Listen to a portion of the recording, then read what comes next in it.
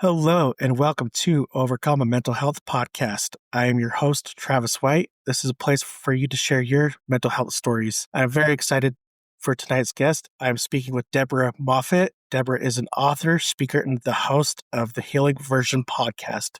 Deborah, welcome to the show. Thank you so much for having me. I pronounced my name Deborah. Deborah, I'm so sorry. I should have It's asked that all good. before. It's all good.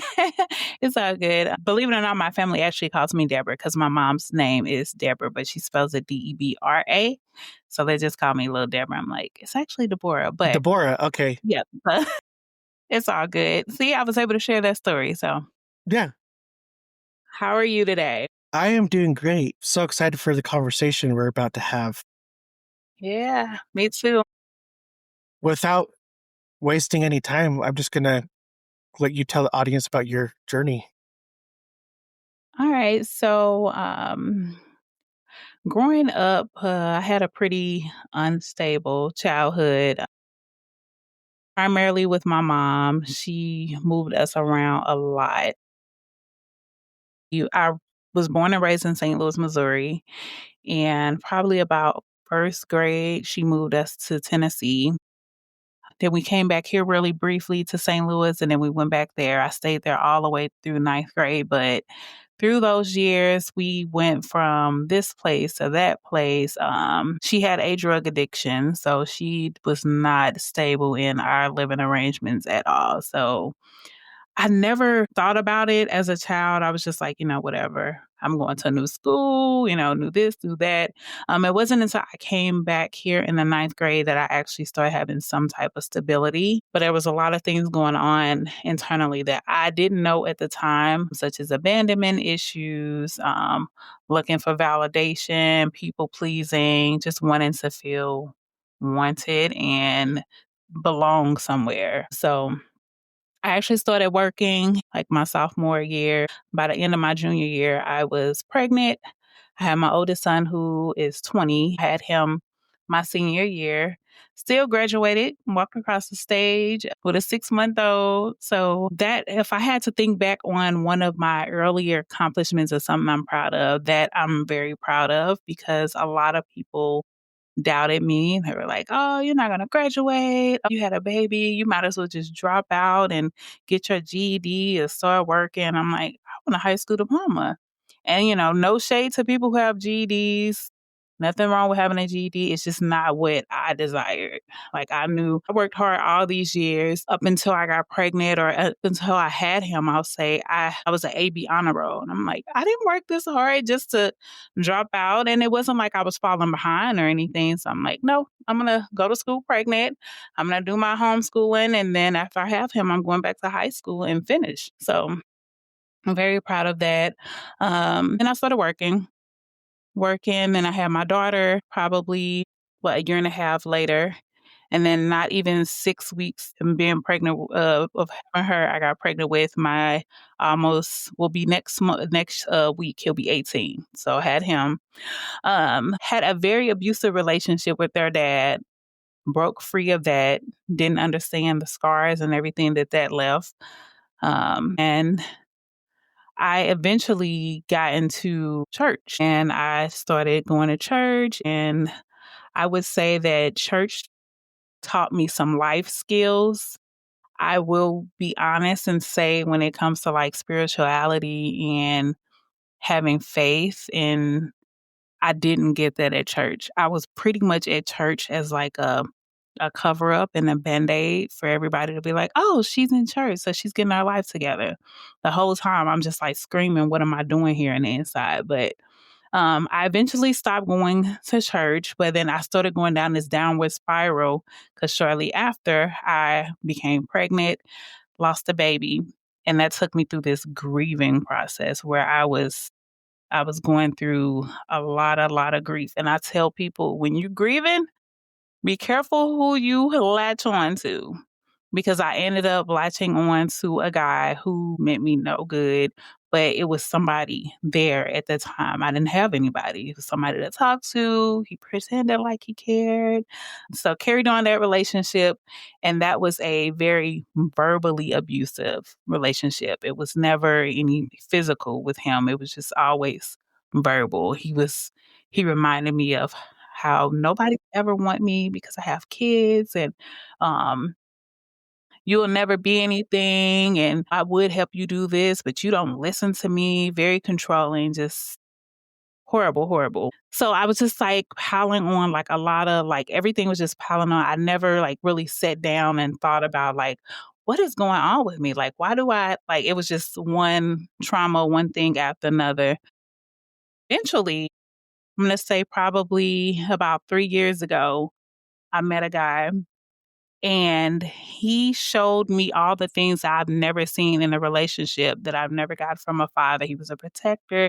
He was a great lover. He was just like everything that I've never seen in a man. And so, quite naturally, I got latched on to him. I was just like, oh, like this is it. This is, not knowing that it was an abandonment thing. It was something that the little girl in me was like wanting.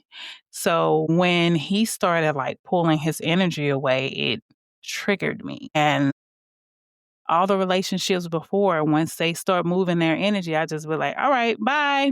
Kudos, see you later. But Mhm. for him, I couldn't shake him. I was just like, what's going on? So that sent me into my journey of healing because I had to figure out what was so special about this man that I could not let him go. So I started journaling. I started going to therapy, and I found out that there was some deep rooted abandonment issues. So, like I said, I started the therapy thing. I started searching within. Journaling helped me a lot, a whole lot, being able to write down my feelings and how and going back and seeing like what I grew from. I think that's like one of the most important things about journaling, being able to look back on those pages and to be like, what?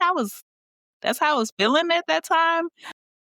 And it also gives you like that that you need to keep going because it's like, okay, so if I'm not there anymore, I gotta be growing because a lot of times we don't see our growth. We don't, and we don't appreciate it. We don't take us stop and take a deep breath and like, I'm living my prayers. I'm living in everything that I've manifested, all the things that I said I wanted to do. Like it's happening right before me.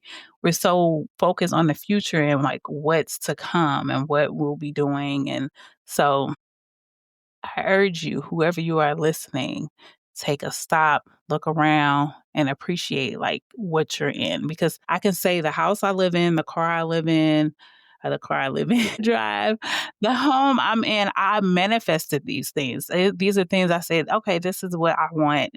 I want to eventually have this type of vehicle. I want to live in this house. I want this many bedrooms, this many bathrooms, like, and I'm living in it. So, hey, I urge you to just appreciate the now, because one thing about it, and two for sure, you'll never get this second back ever again. So my journey through healing and finding out why I could not shake this man and why I was so attached partially led me into my podcast. I'll have to give credit to this live stream that I used to have a show on. It was a relationship show, and I used to come with scenarios, and we used to talk about like different relationship things. And the people I was talking to, I realized eventually that instead of talking about being in relationships, we needed to be talking about healing and going to therapy. Cause I'm like, y'all, a lot of people who just shouldn't be in relationships because the things that y'all like, the way you think is just, I'm not going to say it's wrong, but it's just going to set you up for a continuous failed relationship because you don't trust anybody. You're automatically putting everybody in the same boat. And it's like, yeah, you got some healing to do. You can't do that. You gotta, everybody's not the same. We like to say they are, but they're not. So, on my podcast, the Healing Version podcast, it is a mental health podcast. It's basically my journal.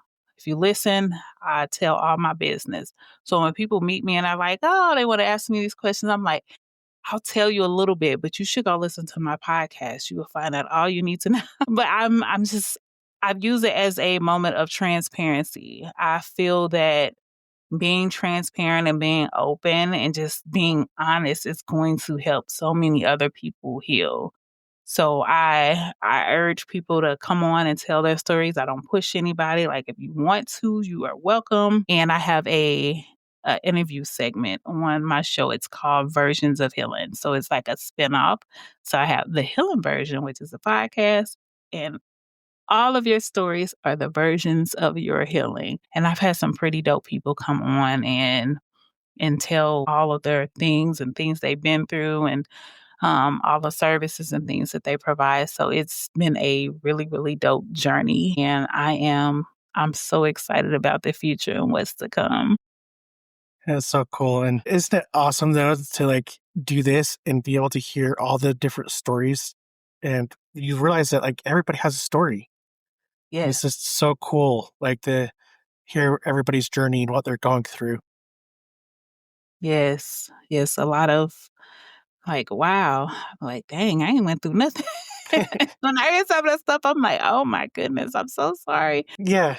It's, it's amazing to see so many people overcoming or going through and getting through the things that they've been through. Yeah, I totally agree with you. It's like because when I started doing this, I didn't realize like how many people would actually want to open up and tell their story. But there's quite a few. Yeah. Yeah, there is a lot of people. I'm like iMatch has been a blessing. The Hmm. people that I've come in contact with just from PodMatch has been amazing. The survival stories, the stories of just y'all listen Yeah, to Versions of Healing. yeah, yeah. And Yes, and I have interviews stacked up for the rest of the year. That's just how many I people interview. right there with you. I'm right there with you. It's a blessing and almost a curse at the same time because it's like Yes. I work full time. I don't know how to do this. Yes, I work full time as well. Yeah. So, and I'm a mom of 5. So I'm like, I have to find time to edit and like, and they're always like, "Oh, where's my episode drop?" And I'm like, I'll be in touch. I'll be in touch. I promise to let you know takes when it it drops." takes some time. Yes. So I have 3 kids, so I understand, and they're 3 young kids, very young kids. It's just the young kids like make it very difficult to do anything I Yes. want to Tell me do. about it. Yes. But on that note, I do have a question, and that's actually good kind of opening to it. How has becoming a mother influenced the way you view cycles of dysfunction and accountability? So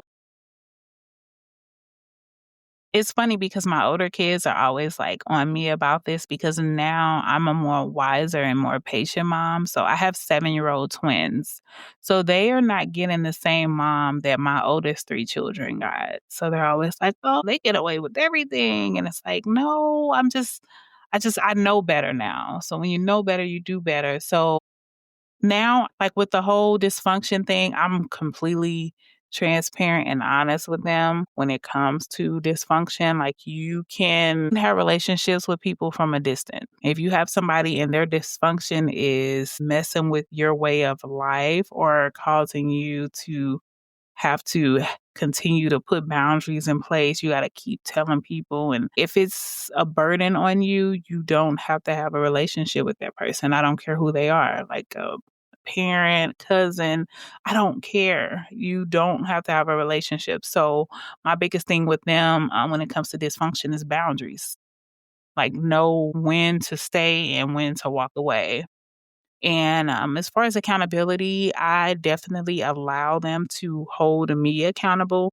And I feel like that is my stamp of accountability because I know me when I'm growing up, you couldn't tell adults like if they were trying to think how to say this and not sound disrespectful. Like if they were out of line or if they lied about something, you couldn't call them out on it. And I allow my kids to call me out on things. So if I tell you that we're going to do something or I'm going to do something for you and I don't do it, you are allowed to say, "Hey, you said we would do X, Y, Z and we didn't." And now it's up to me to give you an explanation why we didn't do it, when we'll do it, because I don't think it's fair because they're a child that you can just do any and everything and you just got to deal with it because you're a kid and I'm an adult and you're just going to deal with it.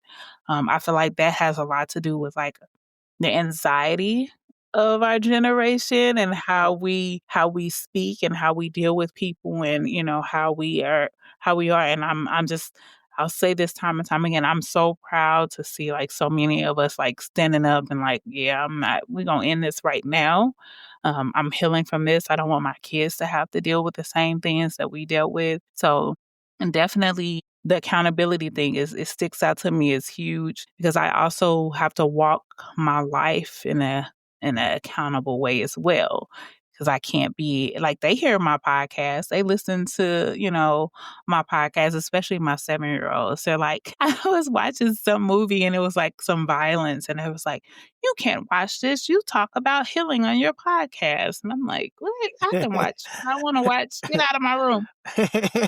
So it's like a lot of the things that I tell people to do, like I'm always talking about self-care and taking time for yourself and like pulling away from these 9 to 5s. Because if you were to leave this earth tomorrow, they will replace you the same day. If they decide they wanted to get rid of you, sometimes they'll bring your replacement in and have you train them Mhm. before they even get rid of you. So we got to stop being so faithful to these 9 to 5s. So I pull back and I do my self-care. If I need a mental health day, I'm taking my mental health day. So I tell my audience the same thing, like unplug, relax, don't do no homework, don't do no work, just, so I hold myself accountable in also doing the things that I'm telling other people to do. Cause, who would I be to say, do this and I'm not doing it? Yeah, exactly. And there's one thing that really, really stuck out to me in that what you just said. I really liked what you said about basically if there's somebody that's bringing negativity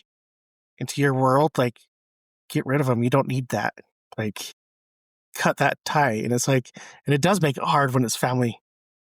It's, and I agree though. I also liked what you said about being accountable to your children because it's like if we're if we're going to hold them accountable, I think that they should be on the same place to have a voice with us as their parents, Yes. basically call you out on the stuff that you're doing as well. Right, and I would say it can be done in a respectful manner. It's done in my house in a respectful manner. Like, I'll do something and my daughter, she's like, "Mama, I don't think that's right. You should." She told me one day, she was like, "I think you should apologize." I was like, "You think I should apologize?" She's like, "Yeah, I think you were in the wrong." And I'm like, I was wrong.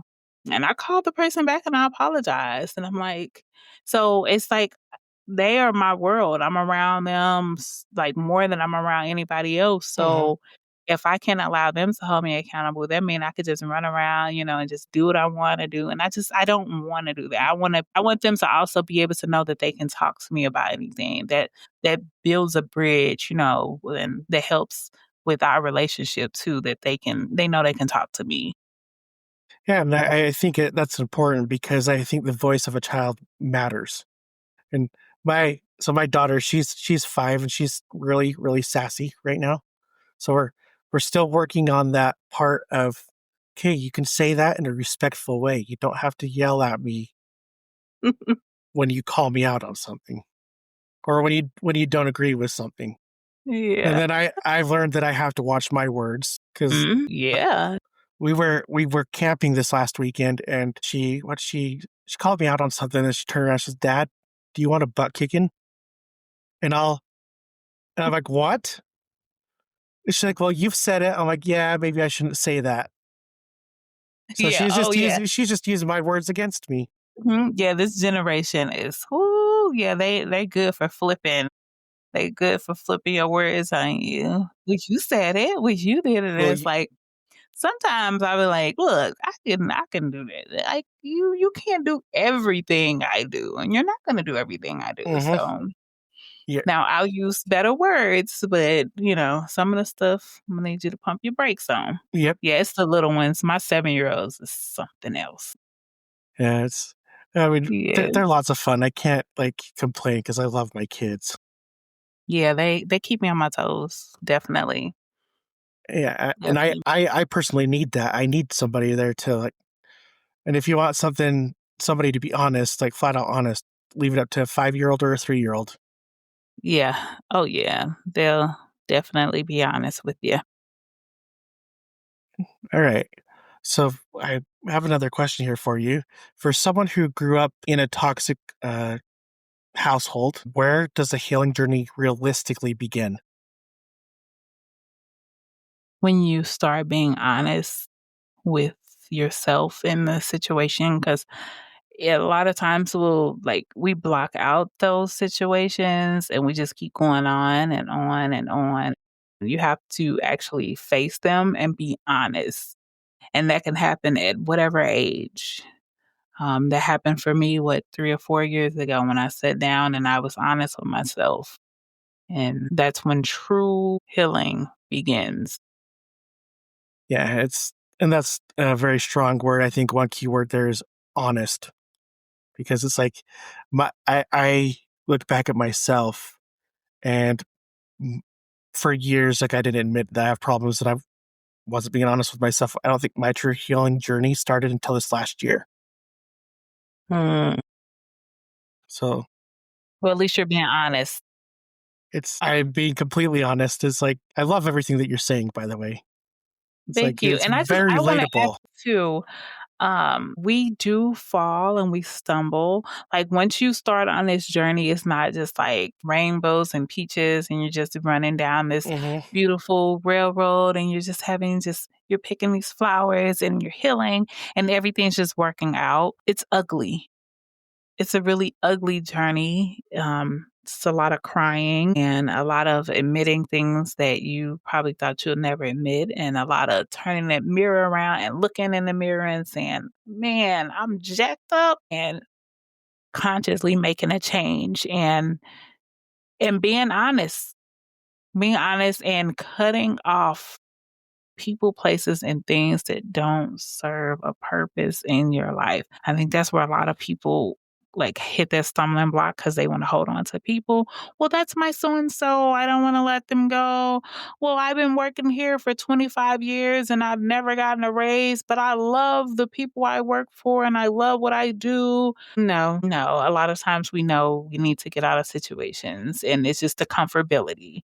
So, with that being said, healing Yeah, is not a comfortable place. It's not. Some days I just be like, I don't want to do nothing. I don't feel like doing anything. Don't talk to me. I'm not recording. I don't even know if I want to do this podcast anymore. yeah. No, I get the same way. I actually got that today. You know, we're coming off a 3-day weekend for Labor Day, and today I was like, I've had a little bit of a cold, but like nothing like major. And so today I woke up with a migraine, and sometimes I know like migraines are brought on by me being anxious. So I ended up taking the day off because it's like, you know what? I don't feel like going into work today. I need a day to myself. Now, now they don't know that I did that way, but I figure they're not going to listen to my podcast, so it doesn't matter. If they listen to mine, I'm like, you know what? This will make you listen to the ads. So, from your experience, what are the biggest myths about healing from family trauma that you'd like to debunk? Biggest myths about family trauma that there isn't any, that there's no trauma, that, "Oh, that's just how it is. That's so and so. They've been like that forever." A lot of the dysfunction in our families is wrote off as being normal, and it's not. And when you get to a space where you are healing, you know that it's not normal and you're honest with yourself and with everybody around you. But then you're gonna be the outcast and then ain't gonna like you. So be prepared for that as well. But I don't care. I like to sit by myself. That's where I get all my good thoughts. And I ain't got people talking nonsense. Myths is that it doesn't exist. I would have to say that's the biggest one, that it's normal and it's just how it is. like the generations before us, they bask in that. My mom, I hear some of the stuff they went through as kids. I'm like, what? What happened? I thought we had it bad. And that's another thing, that's why I like give my mom grace because her childhood was crazy. She had a whack childhood. And I like to say that a lot of the things that we went through as kids, like her children was a result of her own childhood. But then I also have to well, if I was able to decide to make a change and not carry on the toxicity with my own children, then, she could have done the same. But, I try not to place blame and point fingers. It's just, the buck stops here. Yeah. So it is what it is. Yeah, exactly. There's just those things you can't change. Right? Right. It's like, kind of speaking off the placing blame, every once in a while, I'll think of some negative trait that I've figured out within myself, and I'll turn it around to my wife and I'll be like, okay, well, now I have to figure out, did that come from my dad's side or my mom's side? Like, where did I get this from?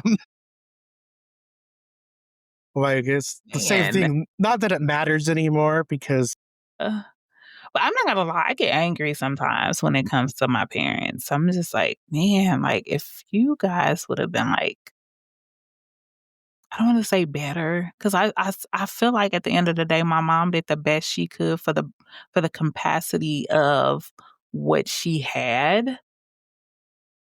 Do I feel like she could have done better? Yes, but I don't know. I try to cut her some slack, but I'm just like, "Oh my goodness." And then I have those days where I'm just like, "Oh, it's not your fault." But I do have my days where I'm like, "Y'all jacked me up." And then y'all because it's still a battle, with even trying to break a lot of things for my children and not be this toxic parent. I'll find myself yelling. I'm like, "Oh God, I just yelled at them." And then I'll have to mm, apologize. I'm so sorry for yelling. I shouldn't have yelled. It's just you just have to be intentional, but mm, you'll stumble, you'll fall, and you're gonna pick yourself up, and then the next time you're gonna do better. You're gonna stumble again because it is a healing process. That's why my podcast is not the healed version, it's the healing version because it is a ongoing process. You'll get triggered, you'll have something and you'll be like, "Oh, you was intentional, you prayed about it, and you thought you got over it until that thing circled back around, you had to face it again, and now you triggered, and now I'm like, I didn't even get over it. yeah, I'm still triggered. I thought I conquered that thing." So it's a process. yeah, yeah. It definitely is. And sometimes it just seems like never ending. It's like you get two baby steps, and you're like, "Oh, I'm doing better now. I'm doing better." And then all of a sudden something happens that is out of your control, and you're like, "Okay, I'm not doing so well anymore." I'm not doing so well. I just want to stay in the bed some days. It's a process, but you can definitely, if I can do it, you can do it. Do it if I can, cause yeah. Yeah, and I'm right there with you. It's like, you know what? I never thought I'd come this far within a year compared to where I was last year and the different kind of therapy methods that I've used to whether it's controlling anger, anxiety, or depression. It's but then it's just a lots of ups and downs. But and I can still tell you that the little things I have problems with, but in the end, I like to tell my kids that, we're all human. We make mistakes. Mommy, daddy are human too. We're not always going to be perfect, but we're going to try to do our best for you. Yes. Yep, and that's all we can do. That's it, and that's all. So, what advice would you give parents who want to stop harmful cycles from continuing in their own families? I would first of all, you would wanna make sure that you have a good space where, the children can be honest, because you may be doing something that you think is not harmful and that it's okay, "I've been doing this forever, and my mama did it, and her mama did it," and whole time it's a toxic thing and the kids don't like it and you probably shouldn't be doing it.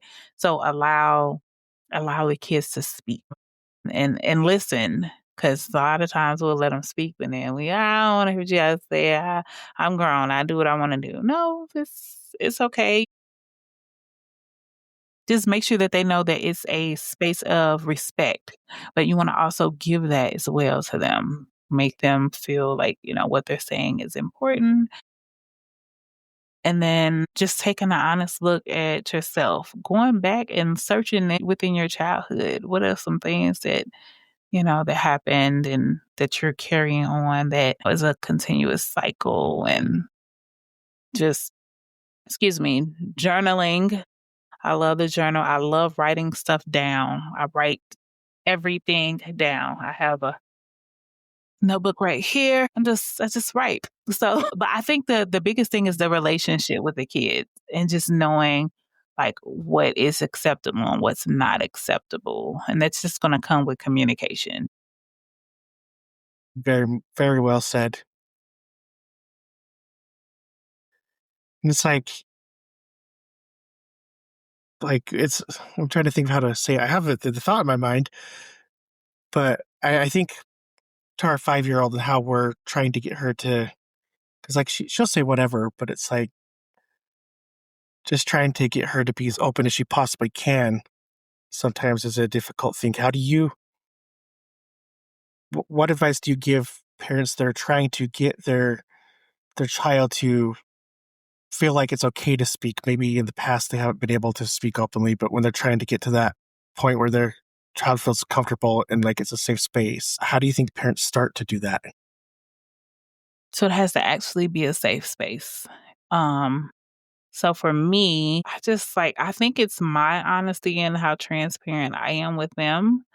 It's like, this lady crazy. We get to, I'm just like with my older kids, like I've been talking to them, like my daughter, I have one daughter, and I've been talking to her about girl stuff and about boys since she was old enough to understand. As soon as she was old enough to understand, I just started talking to her and she was just, listening. But now she's 18, almost 19. And all of that stuff that I told her, I see it blossoming. It's there and it's so beautiful. And I just listen to her and I'm just like, oh, my little protege, I taught her so well. So a lot of times we don't think the kids are listening. They are. They're listening. The best thing you can do is just talk to them. Just create a space where it might just be you doing a lot of the talking, but they're listening. So even if they don't talk back now, it's okay. Just instill in them, give them the affirmations, tell them all the things you want them to know as they grow up listening. So that's what I do now. Now, this new generation of kids, they are giving it back quicker. I feel like my older kids, they start giving it back as teenagers. The 7-year-olds, I tell them stuff like they were like, Mama, he not respecting my boundaries. Like, what do you mean he not respecting your boundaries? Well, he came over and he took my stuff. Like they listening to it. They are already talking about boundaries and the kids at school. And it's like, I pushed the boy at school and you got in trouble for pushing the boy. Why? Because I told him to get back and he was in my personal space. Like, it's a gift and a curse. I'm over here teaching them about their boundaries and personal space, and they going to school ready to fight because somebody standing too close. So they're listening. Just talk to them. They're little sponges. They just soaking it all in. Yeah, I learned that the hard way because I'm sometimes things come out of my mouth. I that I don't want my kids to hear. They're in the other room. I don't think they're like listening. And the next day they repeat it. I was like, and I always get called out on it, which my wife should call me out on it. Yes. Like I'm not saying no, just don't tell me anything about it. Like I don't want to hear it because I do. I want to. She's like, yeah, you probably shouldn't say this anymore. I'm like, yeah, I probably shouldn't.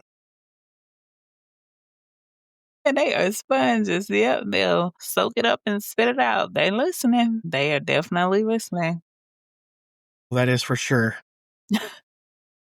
Sometimes too much. Yes, definitely. Especially little girls. They're so grown. And so, with all your writing and some of the digging that I did for this interview, for this podcast, I see that you're writing a nonfiction book. Can you tell us more about that?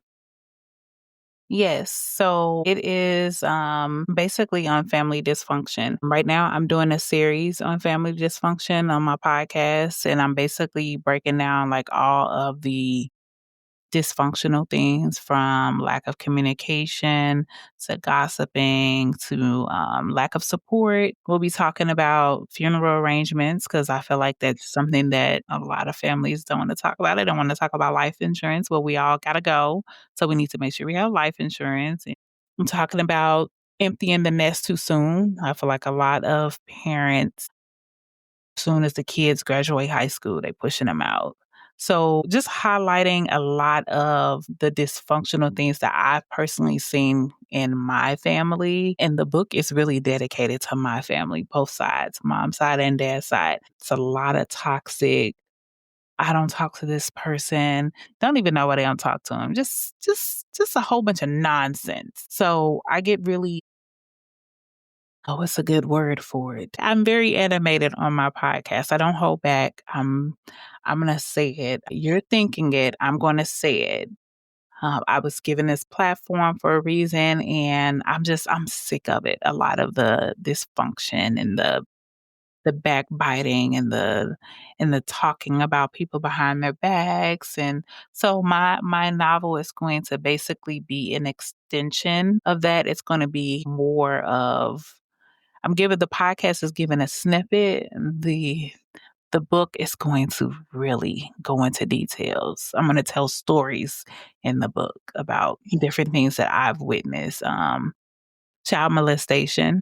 I feel like that's a big one that nobody wants to talk about how the uncles and the cousins and they touching on the kids and then they grow up and then they touching and then it's a generational cycle that needs to be broken. And so, during this, like, how does writing allow you to process and share your story differently than podcasting? You feel like it's easier to write it out and tell those stories, or how does that work for you? Yes, I feel like it's easier because, like, it's like everything I don't know, maybe they're, like, the same because as it's coming, I'm, like, writing it on the paper.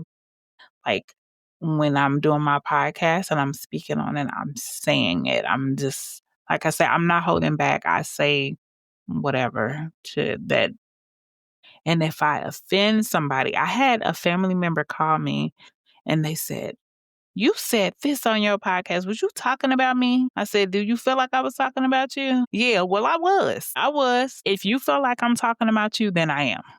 That's best thing I could tell you. I don't say names. I'm not messy with it.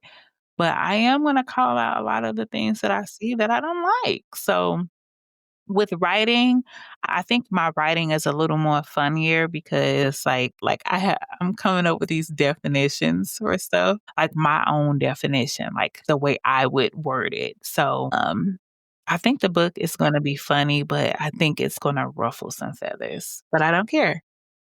Hey, it's going back to the whole honesty thing, right? Like, Yeah. Yeah, I wouldn't be me if I didn't be honest and hold people accountable and call people out on their mess. Like, stop it, please. yeah, and it's like if you didn't want to be a story in my podcast, maybe you shouldn't have started that with me. Maybe you shouldn't have done that. Yeah, get it together. So, just a few more questions here for you. When people are seeking help, what are some barriers that you feel like they prevent people from seeking help, and what can we do to address them? So I feel like a lot of times, people avoid getting help because of the environment. Because how many people have reached out for help and then they were either talked about or just constantly told no or just made to feel like they were being a burden. And so, quite naturally, like, what's a human reaction? Well, I'm not going to ask for help. I'm not going to look for help. I'm not going to ask for help. I'm going to figure it out on my own. And a lot of times we can't figure things out on our own. It's not meant for us to figure out everything on our own. So I think the biggest barrier is just not having the support that you need to get the help that you need. And the way to get around that is to find people who support you, because I say this all the time on my podcast. My biggest supporters are not my family. I don't share the same blood as my biggest supporters. The people who support my podcast the most of them I haven't even met in real life. So you have to find your tribe and your people who support you. And that could be, we have the internet now. We have this wonderful thing Hmm. called the internet. So you can go and you can search and look for different groups, and you can go to my podcast webpage. I got some resources on there. You can reach out to me. I'll talk to you. I talk to people all the time. I'm trying to get this master's in counseling so I can get paid for what I do, because I talk to a lot of people. But you have the resources are there. If you need resources and you can't find them, reach out to me. I'll put you on the right avenue. But yeah. Just don't think that family is supposed to help you all the time. Sometimes family is your biggest haters and your biggest stumbling block, because a lot of times family want to see you do good until you're right where they at or you're higher. Once you start going higher, it's like, oh no, I can't support you. I'm not liking your post. I'm not doing this. I'm not coming to your this. I'm not supporting you. And support could just be free, but they'll stop doing it just because they don't want to see you prosper. So go outside and find your support. Yeah, very well said. And sometimes, like with my family, I feel it's more that the some of the mental health aspect of stuff isn't talked about. Like, or I don't know if like certain people just don't. I don't know if it's there with certain people and they just don't talk about it, or if just Mhm. nobody really feels anything. Mhm. Yeah, I think a lot of times, like, people are so ashamed of, like, the things that they are dabbling in or that they've been through, that they're just like, "No, I don't wanna talk about that." Like, we're not talking, because I have people in my family that's like, "I can't listen to your podcast." I'm like, "That's okay." Like, when it's your time, you'll listen. I don't push anybody. I do tell people, if you don't wanna listen, can you push play and turn it down so I can just get the So you listen? can give it a listen. Yeah, maybe. Yeah, I need to start doing that. It's like when it comes to podcasting, you don't. It's like no, you don't understand that one listen actually does really good things for me. Yes. Yes. Thank you. And what would you say when it comes to uh, writing or podcasting? What has been like the most challenging part of it for you, like is during this healing process? The most challenging, I would have to say, is the scheduling, when to record, especially right now in this very moment. I go to school full time. I have a full time job and I have a part time job. I'm a mom of five. So my ultimate goal is to do podcasting full time until I get my degree in counseling, and then I'll do podcasting part-time. But I love it. I love it, love it, love it. It's just a matter of finding the time to record and then edit, and so that's the I would say that is the only challenge. Having something to talk about, being able to talk, being able to get in front of the camera is all easy peasy. It's just really been a scheduling thing for me. Yeah, I thought I was busy. Jeez. Well, that's Yes. crazy. And you feel like when you talk or journal or write your book, does it feel more therapeutic to you, or does that process kind of hurt to get out there to the world, or those stories, I should say, not the process. Do the stories hurt to get out there to the world? I feel like it's more therapeutic. Writing to me is just therapeutic anyway. Crying is therapeutic. If I cry and then write, oh, we got a masterpiece. So yeah, I mean the stories are there. They are my stories to tell. So um I don't have any problem getting them out to the world. Can't wait to get them out to the world and everybody read it, especially my family. I hope they read it. And looking back to your younger self, maybe it's a time when your mom was moving you around a lot or something like that. What would you say to your younger self, like knowing what you know now? I would say everything is going to be okay and be patient and have grace with yourself. Yeah, it's very, We very don't well give said. ourselves enough grace. Especially I feel like during like the healing process, it's like, no, I went through this and I did this and I did the work and you fall and you trip and it's like, "Oh, man, I've stumbled again. I got triggered again." It's like, no, have grace. It's okay. It's supposed to happen. It happened for a reason. When you get to the point and it don't trigger you, you probably won't even see it. Like whatever it is will be invisible at that point.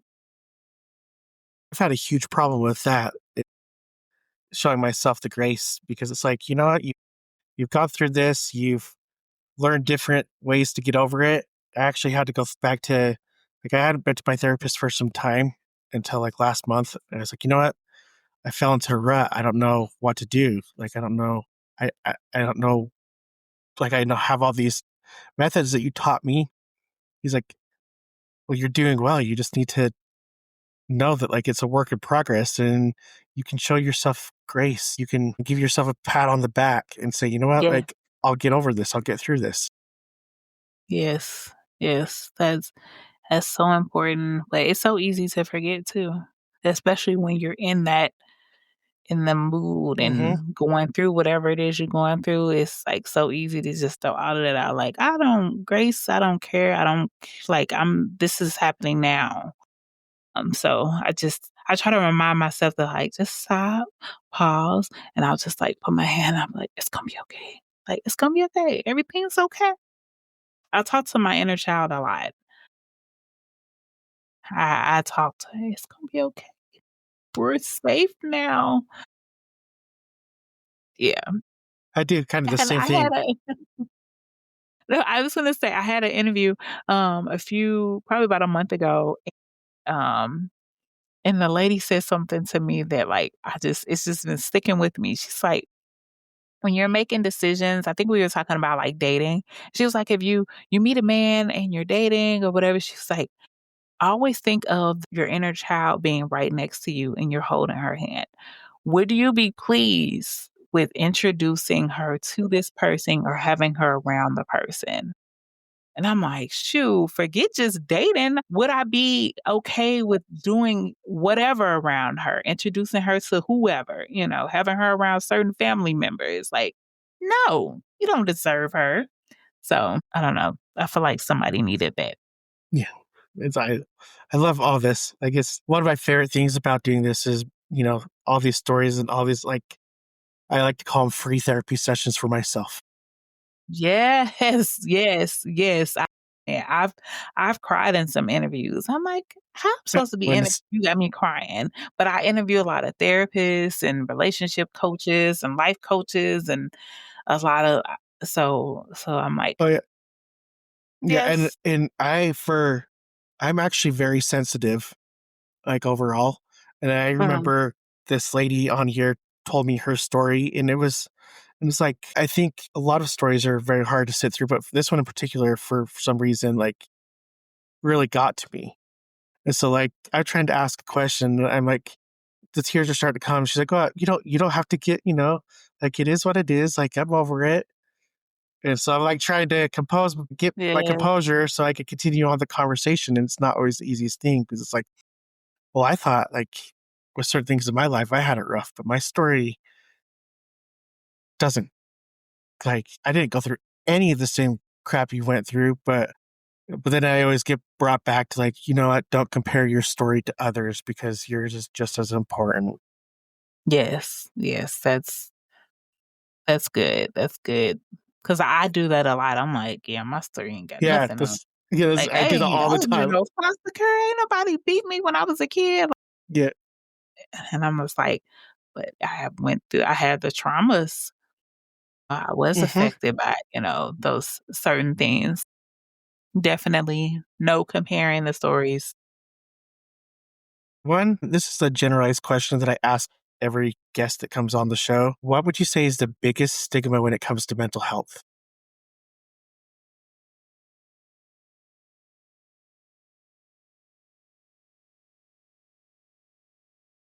I feel like that there's like it's kind of like a trendy thing now. It's like, oh, mental health.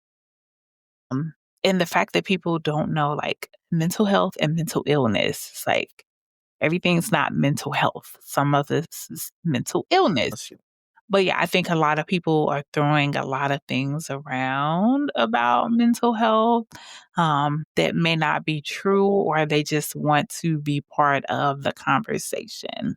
It's like this is a real thing. People are actually affected. There's real life things that's happening. Yeah. Love it. I've never received there's been some variations of the same thing, but like everybody has their own opinion of it, and I love all of them. It's like interesting to hear the different opinions of what that is. So, where can people find you? So my website just dropped in July. It is thehealingversion.com. I'm also on Instagram and Facebook. I have YouTube, and the Healing Version podcast is on all major podcast platforms: Spotify, Amazon, iHeartRadio, you name it, you can find it. But if you go to the website, thehealingversion.com, you can find the links to everything. And I will be putting those links in my show notes as well when I release. Um, the last question here, we covered a lot of topics in this episode. Is there anything that you'd like to bring up that we did not discuss? No, I think we discussed everything. I'll just leave the people with this. Have grace, have grace, have grace. And just remember that your healing journey is not the next person. So don't let anybody tell you what you should be doing. There's no book, there's no manual to tell you, okay, on day 3, this is what you should be doing on your healing version. I mean, your healing journey. Your healing journey is your own individual journey. It's not like anybody else's, it is yours. And just, I can't stress this enough. Don't let anybody tell you what you should or shouldn't be doing during your healing. Said, and it's like I want to say, like, if you have somebody that's telling you how you should be on your healing journey, like I don't think you should be talking to that person about healing. It's like Yeah. it's Yeah. different for everybody. But a lot of people are out here selling healing. So that's another reason I'm stressing that, because a lot of people are selling manuals or they have Mhm. courses. And that's why I do what I do. That's why I'm like, I'm just on here telling you what I'm going through. And maybe you are too, and maybe you can relate, and maybe you want to come tell me, want to talk about it. I don't have any courses or anything to sell you to get you healed by the 30th of this month. Like I don't have that. I have some real life transparency and some honest things for you. Thank you so much for coming on the show tonight. Thank you for having me. It's my pleasure. And thank you to listening. Thank you all for listening to Overcome a Mental Health podcast. If you found this episode interesting, please look us up on all major podcast platforms and give us a review. Thanks again for listening. Until next time.